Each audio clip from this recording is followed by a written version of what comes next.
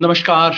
इस Facebook live में चर्चा उस सवाल की जिस पे सारा देश चर्चा कर रहा है या करनी चाहिए, जो नहीं कर रहे वो मीडिया का, इस लोकतंत्र का धर्म नहीं निभा रहे। आज सुबह से युवाओं का जो कई महीनों से, काफी समय से आक्रोश का जो ज्वालामुखी था, वो ऐसा लगता है फट पड़ा है। देश में जगह जगह से खबर आ रही है। कम से कम 40 जगह की तो फुटेज हमारे दोस्तों ने चलाई है। मैं समझता हूं कम से कम 100 जगह पे आज देश में सरकार की ये जो अग्निपथ नामक स्कीम आई है, TOD, टूर ऑफ ड्यूटी जिसको बताया जा रहा है, उसके खिलाफ युवा आक्रोशित हैं, सड़कों पे हैं, हर तरह से प्रदर्शन कर रहे हैं। और इसके पीछे ना कोई संगठन है, ना कोई पार्टी है, ना कोई आंदोलन का नाम है, ना किसी तरह का संयोजन है। जो बिल्कुल स्वतः स्फूर्त आंदोलन, जो तभी फूटता है जब पानी नाक के ऊपर चला जाए, वो इस देश में हो रहा है। बेरोजगारी के सवाल पे बहुत समय से लोगों में तकलीफ है, बहुत क्षोभ है, और अचानक इस सवाल पर फूट आया है। आज इस बातचीत में मैं आपको बताऊंगा कि क्यों युवा आक्रुष्ट है और क्यों उनका आक्रोश पूरी तरह से वाजिब है। शायद उन्हें भी कई तथ्य पता नहीं होंगे जो मैं आपके सामने रखूंगा। मैं ये भी बताऊंगा कि क्यों कुछ खास राज्यों को, खासतौर पे जो हरियाणा, पंजाब इत्यादि से लोग सुन रहे हों, उन्हें बताऊंगा कि क्यों इन इलाकों को विशेष खतरा है इस स्कीम से जो कि आने वाली है, जिसके बारे में अभी तक कोई चर्चा भी नहीं हुई है। और आपके सामने हम इस पे भी चर्चा करेंगे कि क्या आगे हो सकता है। बिल्कुल शुरुआत में ही मैं अपील करना चाहता हूं। 3 दिन से, जब से ये स्कीम अनाउंस हुई है, देश से तरह तरह के विचलित करने वाले फोटो आ रहे हैं, वीडियो आ रहे हैं। पिछले 4 दिन में, पिछले 2 दिन में 4 लोगों की आत्महत्या की खबरें आई हैं। मैं इन सब की तस्वीर नहीं दिखाना चाहता क्योंकि ये विचलित करने वाली हैं, और इनकी तस्वीरें दिखा के एक तरह से इसको प्रोत्साहन मिलता है, जो हम नहीं करना चाहते। मैंने आज लिखा भी कि भाई, आप देश की धरोहर हो, अपने आप को नुकसान मत पहुंचाओ। अगर कोई सरकार गलत स्कीम बना रही है, सड़क पे आइए, विरोध कीजिए शांतिपूर्वक तरीके से, अपने आप को नुकसान ना पहुंचाइए। और दूसरी अपील है कि किसी सामान को, किसी देश की संपत्ति को नुकसान ना पहुंचाइए। आप इस देश की सेवा करना चाहते हैं, आप सेना में जाना चाहते हैं, राष्ट्र सेवा करना चाहते हैं। जो लोग राष्ट्र सेवा करना चाहते हैं वो राष्ट्र का नुकसान नहीं कर सकते। तो इस 2 अपील के साथ मैं शुरू करना चाहता हूं। सबसे पहले बात इसकी कि आज सुबह से क्या हुआ। ये तस्वीरें देखिए, अलग अलग जगह की थोड़ी सी तस्वीरें, सिर्फ चुनिंदा तस्वीरें हम आपको दिखा रहे हैं। जैसे मैंने कहा, कम से कम 50 जगह से हमारे पास फुटेज है, जानकारी है। ये आप देख रहे हैं हरियाणा में हिसार, हरियाणा में बहुत जगह पे हुआ। चरखी दादरी, जो कि भिवानी के बिल्कुल साथ लगा हुआ जिला है, वहां पे भिवानी उसके बिल्कुल साथ जुड़ा हुआ, वहां पे हुआ प्रदर्शन। हरियाणा बहुत विशेष इसका एक हिस्सा रहा। बिहार में तमाम तरह की घटनाएं हुई। कुछ घटनाएं अप्रिय हैं तो हम उसकी तस्वीर नहीं दिखाना चाहते। रेल पे हमला हुआ, तोड़ फोड़ भी हुई, जो नहीं होनी चाहिए। मैं बिल्कुल फिर कहना चाहता हूं, ये सब भारत की संपत्ति, राष्ट्रीय संपत्ति है, हमें इसको कोई नुकसान नहीं पहुंचाना। उत्तराखंड से छवियां हमारे पास आ रही हैं। हरियाणा से जो छवि आपको पहले दिखाई थी, उसके अलावा रेवाड़ी में भी था। और पलवल, पलवल जहां की हवा में गोली चलाने की खबर आई है। ये हम जयपुर की तस्वीर देख रहे हैं। और देश के तमाम तरीकों से दिल्ली जयपुर एक्सप्रेस वे जो है, उसको राजस्थान के अंदर जाम कर दिया गया है। दिल्ली में खुद घटनाएं हुई हैं। मध्य प्रदेश से घटना हमारे को सूचना आ रही है। हिमाचल प्रदेश, जहां प्रधानमंत्री गए, वहां से प्रोटेस्ट की खबरें आ रही हैं। मतलब आप देखिए, कम से कम उत्तर भारत से पूरी तरफ से खबरें आ रही हैं। दक्षिण भारत से शायद इसलिए भी नहीं आ पा रही कि मीडिया अलग है, अलग भाषा है, और उसकी सारी खबरें एकदम हमारे तक नहीं आ पाती। तो जैसा मैंने कहा, मेरा अनुमान है कि देश में कम से कम 100 जगह पे आज स्वतः स्फूर्त प्रदर्शन हुए। और सच कहूं तो मुझे याद नहीं आता पिछली कब था। 26 जनवरी को इस साल ऐसे कुछ प्रदर्शन हुए थे, लेकिन आज जो हुआ है उसकी तुलना में कुछ भी नहीं है। बिल्कुल स्वतः स्फूर्त 26 जनवरी को हुए थे इलाहाबाद में, पटना में, उस इलाके के नजदीक कुछ जगह से हुए थे। लेकिन जिस बड़े पैमाने पर प्रदर्शन आज हुए हैं, बिल्कुल स्वतः स्फूर्त, जिसका किसी संगठन, किसी पार्टी, किसी आंदोलन, किसी बैनर, किसी विचारधारा, उससे फिलहाल कोई संबंध नहीं है, बस आक्रोश फूट निकला। 2 दिन पहले स्कीम अनाउंस की गई। स्कीम में सरकार ने कहा, वाह कितनी शानदार, ये सरकार ऐतिहासिक से तो कम काम कुछ करती नहीं है। बताया गया इतनी शानदार स्कीम है कि साहब अब इससे तो एकदम देश की आर्मी सुधर जाएगी। मतलब दिक्कत ये है कि ये न सिर्फ झूठ बोलते हैं, बल्कि बिल्कुल जो सच है उसका विपरीत लोगों के सामने रखते हैं। तो पहले दिन तो ऐसे पेश किया गया कि इस देश की आर्मी को में सुधार करने की बस जिस एक स्कीम की जरूरत थी वो आ गई। बब बजाओ ताली, बजाओ डमरू, बजाओ सब कुछ। और डमरू बजाने वालों ने एक दिन डमरू भी बजा दिया। 24 घंटे बाद सबको समझ आना शुरू हुआ कि ये हो क्या रहा है। आर्मी के रिटायर्ड जनरल्स ने, आर्मी के तमाम वरिष्ठ लोगों ने कहना शुरू किया, ये तो सत्यानाश हो जाएगा आर्मी का, क्या कर रहे हो आप इससे। आर्मी के लोगों के तमाम जो व्हाट्सएप ग्रुप है, आप सब देखते होंगे इस बातचीत को, हमारे इलाके में हरियाणा, पंजाब इत्यादि में बहुत लोग देख रहे होंगे। आर्मी में अनौपचारिक रूप से और कुछ लोगों ने हिम्मत से औपचारिक रूप से भी कहना शुरू किया कि ये तो बहुत नुकसान हो जाएगा। और तब जब तस्वीर पूरी तरह से सामने आई, तब युवा सड़क पे उतरे। कल ऐसा हुआ और आज हुआ है। कल के लिए भी कई जगह पे कॉल है। लगता नहीं है कि ये आक्रोश रुकेगा, इसलिए आ, उसको पूरी तरह से समर्थन देते हुए अपील कर रहे हैं, शांति प्रिय रहें, लोकतांत्रिक रहें। शांति से ही आप हासिल करेंगे। आपकी मांग बिल्कुल जायज है। जायज क्यों है, मैं दो बात कहना चाहता हूं। ये मामला सिर्फ और सिर्फ एम्प्लॉयमेंट का नहीं है। ये मामला इस देश की सुरक्षा का है। ये मामला सरकार द्वारा दिए गए वादों और उनकी सच्चाई का है। पहला आंकड़ा आपके सामने रखना चाहता हूं। 2014 में जब ये सरकार आई, तब देश में आर्मी में कितनी वैकेंसी थी। ये सब आंकड़े मेरे मन के नहीं है, ये आंकड़े खुद सरकार ने पार्लियामेंट में दिए हुए हैं। उसके आधार पे 1 जनवरी 2014 को आर्मी में कोई 16,000 के करीब वैकेंसी थी। 16,597 सरकार ने बताया। लगभग 8 साल बाद 13 दिसंबर 2021, 8 साल के बाद कितनी वैकेंसी होगी। पिछली बार थी 16,000, अब है 97,177। तो 16,500 से लगभग 1 लाख तक पहुंच गई है वैकेंसी। अगर आप इसमें वैकेंसी दोनों जोड़ दें, यानी कि आर्मी के अलावा एयरफोर्स की, नेवी की वैकेंसी जोड़ दें, कोई 1.25 लाख के करीब वैकेंसी आज की तारीख में है। ये वैकेंसी क्यों है? क्या देश को आर्म फोर्सेस में जवानों की कमी महसूस नहीं हो रही है? हो रही है। ये वो समय है जबकि गलवान में चीन हमारे साथ बेहुदा हरकतें कर रहा है। लद्दाख में हमारे सैनिकों के साथ जिस तरह का व्यवहार किया जाता है हम सब ने देखा। अरुणाचल के अंदर गांव बसा रहे हैं, तिब्बत में वो ब्रिज बना रहे हैं। देश की सैन्य शक्ति को इस वक्त जरूरत है। मेरे जैसे लोग सामान्यतः सैन्य शक्ति और इस सब के बारे में बहुत बात नहीं करते हैं, लेकिन अब तो मैं पिछले 2-3 साल से कह रहा हूं कि भाई चीन के इरादे अच्छे नहीं लग रहे हैं, हमें कुछ सैन्य शक्ति को मजबूत करने की जरूरत है। और जिस वक्त देश को सैन्य शक्ति मजबूत करने की जरूरत है, उस वक्त वैकेंसी बढ़ती जा रही है, सरकार रिक्रूटमेंट नहीं कर रही है। आर्मी में 2021 में रिक्रूटमेंट शुरू हुआ, मेडिकल हुआ। मेडिकल हुआ जनवरी 2021 में, मेडिकल हुआ। और ये जो फिटनेस टेस्ट, हेल्थ का जो होता है, वो फिटनेस टेस्ट हुआ।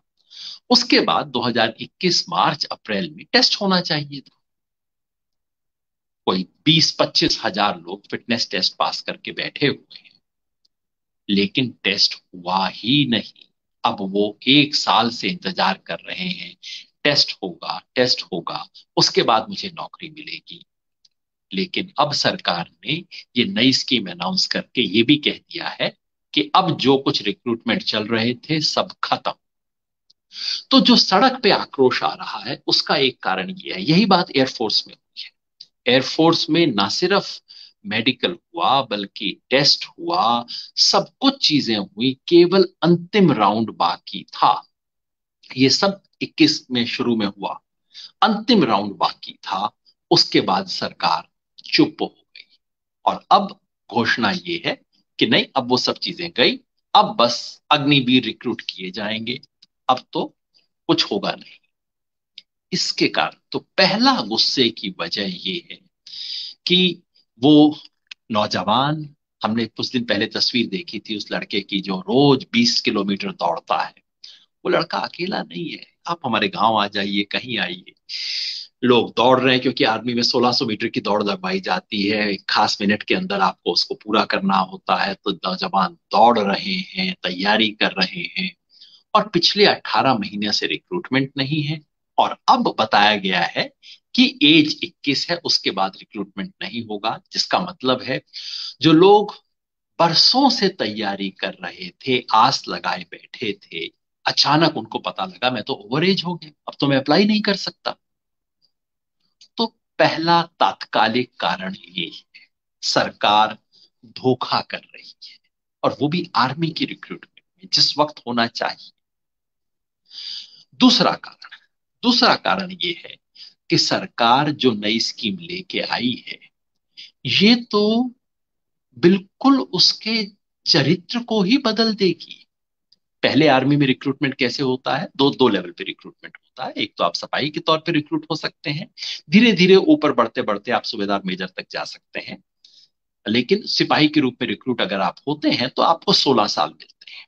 16 साल सर्विस करके तो 35 36 37 की एज के अंदर लोग गांव वापस आ जाते हैं। हमारे इलाके के गांव भरे हुए हैं ऐसे लोगों से।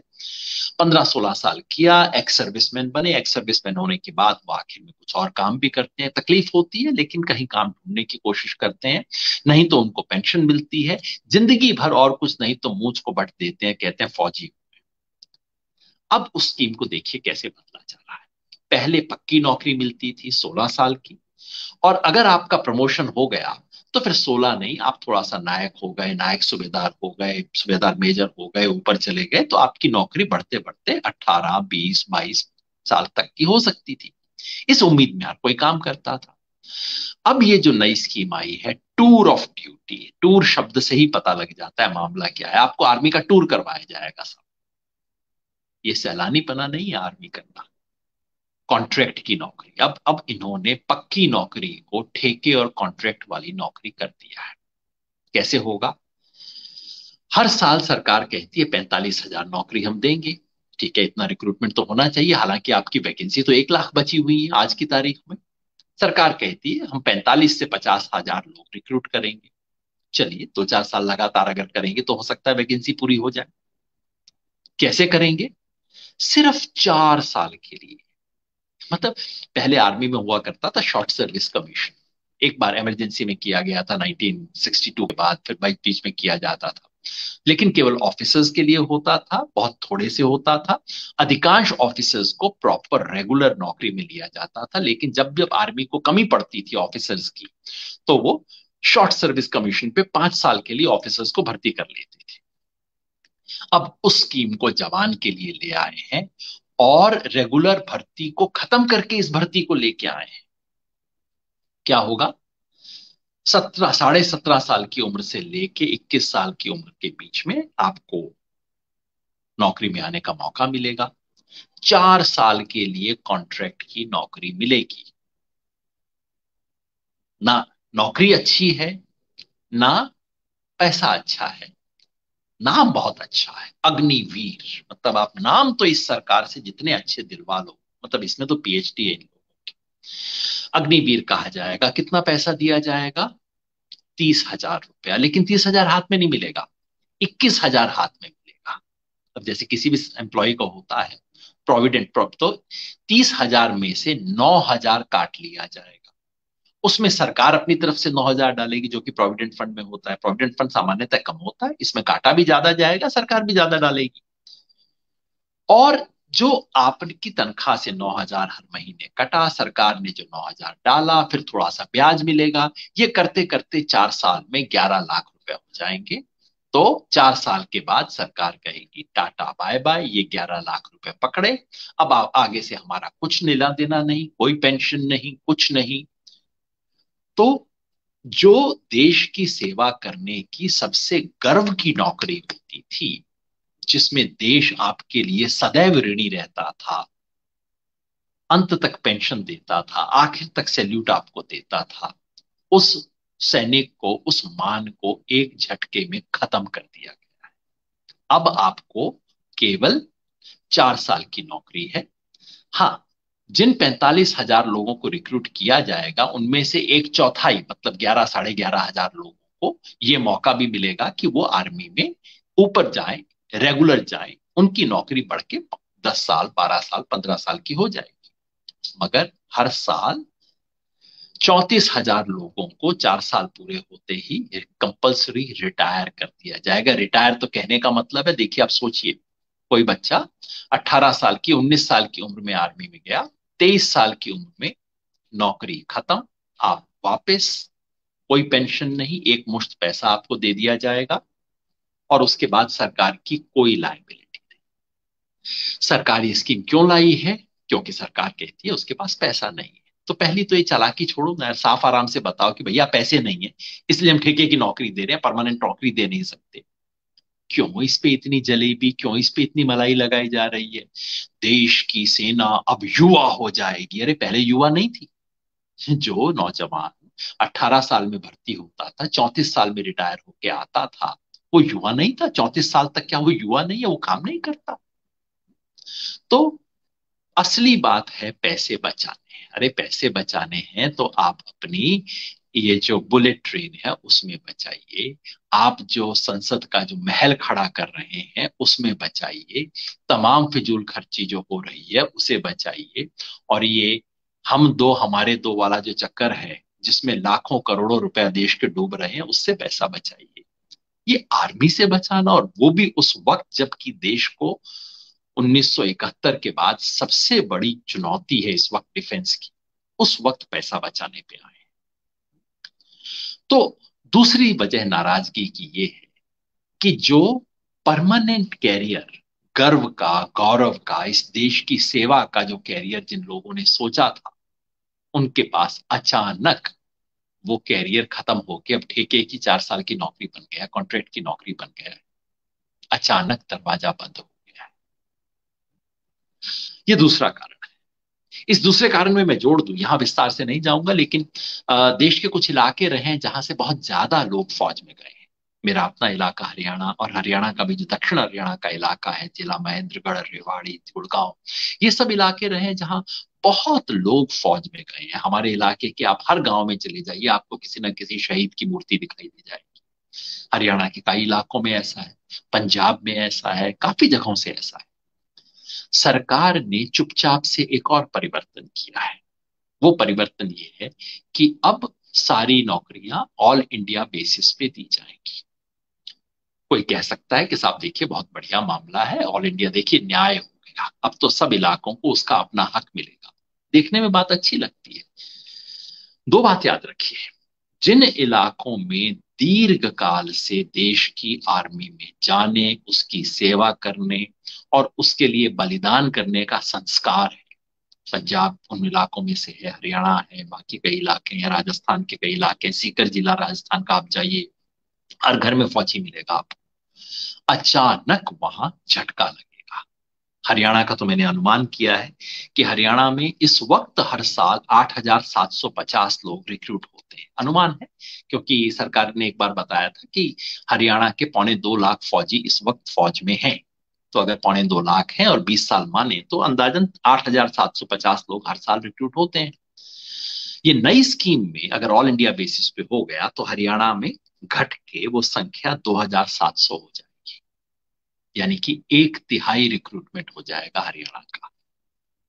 सिर्फ सवाल ये नहीं है, कुछ इलाकों का नहीं है, सवाल ये भी है किस तरह के लोगों को रिक्रूट किया जाएगा।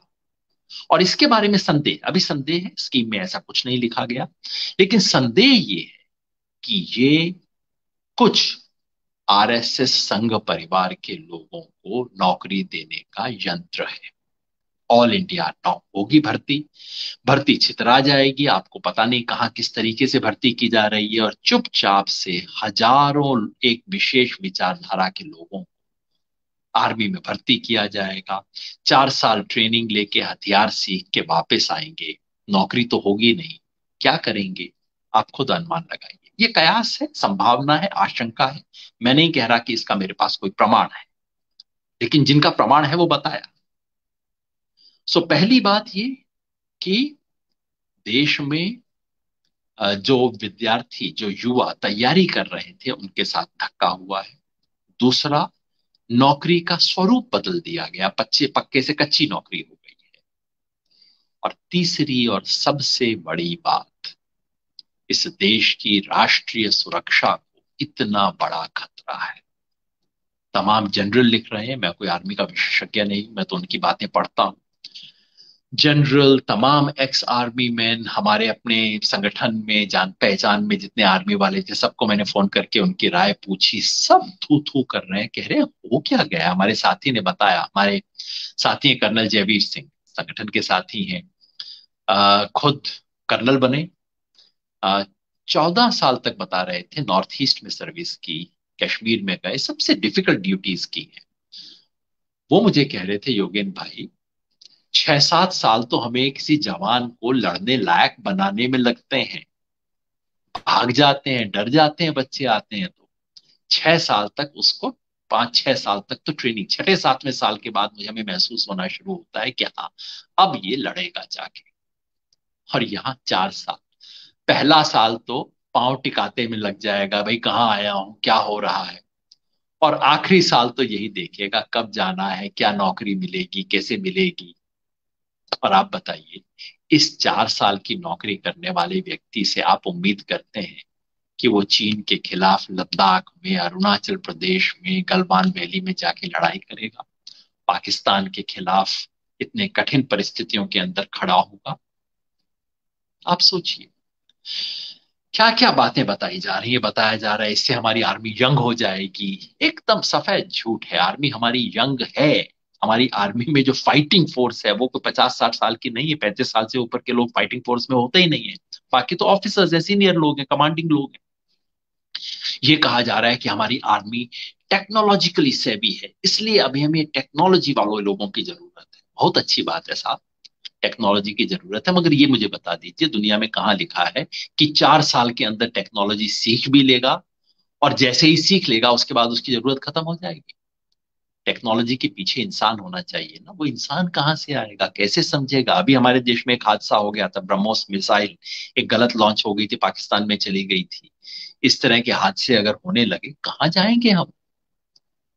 तो देश की सुरक्षा पे एक बहुत बड़ा, एक गैर जिम्मेदाराना काम है, जो कि देश की सुरक्षा को खतरे में डालता है। इन सब सवालों को लेके युवा आज सड़क पे है। लोकतंत्र में किसी भी गलत सवाल के खिलाफ खड़ा होना हर नागरिक का अधिकार है। इसलिए जो तमाम युवा सड़क पे हैं, कह रहे हैं कि यह गलत है, इस योजना को वापस लो, मैं उनको सलाम करता हूं। उनके साथ खड़ा होना चाहिए, हर हिंदुस्तानी को उनके साथ खड़ा होना चाहिए। बस पहले की तरह कुछ निवेदन जरूर करूंगा। कई जगह पे मैंने देखा भाषा असंयत है, मैंने आपका गुस्सा समझा, लेकिन आप तो आर्मी में जाना चाहते हो ना भाई, आर्मी में जाने वाली ऐसी भाषा कैसे इस्तेमाल कर सकते हैं? गुस्सा आया। कई जगह पे पथराव की घटना हुई है, पथराव नहीं, ज्यादा कुछ प्रॉपर्टी तोड़ने की घटना हुई है, आगजनी की घटनाएं कुछ जगह हुई है, सब जगह नहीं हुई है। उन सब से भी अनुरोध है, ऐसा ना करें, हमारा देश है। मुझे सबसे ज्यादा चीज विचलित करती है कि 4-5 जगहों से आत्महत्या की खबर आई है। आप तो देश की प्रॉपर्टी हो, देश की विरासत हो, धरोहर हो, आप ऐसा नहीं कर सकते। हिम्मत रखिए, हौसला रखिए। इस देश में अंततः सच की जीत होगी, लड़ेंगे। अपनी बात को रखें, शांति पीरियड लोकतांत्रिक तरीके से अपनी बात को रखें, लेकिन हम लड़ेंगे और जीतेंगे। सरकार से निवेदन, ये लाठी चलाना बंद लीजिए, ये इस देश की धरोहर है, इनके ऊपर लाठी चलाना। आज रेवाड़ी में लाठी चली, बता रहे थे हमारे साथी। पुलिस वालों ने ही कहा कि ना ना ना, सड़क पे क्यों खड़े हो, इधर रावतुलाराम पार्क में आ जाओ ना। और जैसे ही वो लोग पार्क में घुसे, 150 पुलिस वाले वेट कर रहे थे, उनके ऊपर लाठियां इस बेरहमी से बरसानी शुरू कर दी। खट्टर जी, ये ये राजधर्म नहीं है। पलवल में हवा में गोलियां चली है, आंसू गैस चली है। मोदी जी से अनुरोध करना चाहता हूं, मोदी जी, किसानों के साथ आपने सब कुछ करके देख लिया, नहीं बनी ना बात, वापस लेना पड़ा ना। 13 महीने बाद वापस लिया, पहले दिन वापस ले लेते अच्छा ना रहता। ठीक वही स्थिति आज है मोदी जी। ये जो आपकी अग्निपथ नामक स्कीम है, ये इस देश के लिए बुरी है, इस देश के भविष्य के लिए बुरी है, देश की सुरक्षा के लिए बुरी है, और इस देश के भविष्य बनाने वाले नौजवानों के लिए बुरी है। आप वापस ले लीजिए, जितना जल्दी वापस ले लेंगे उतना अच्छा है। मैं किसान आंदोलन के दौरान भी कहता था, जल्दी वापस ले लेंगे सस्ते में छूट जाएंगे।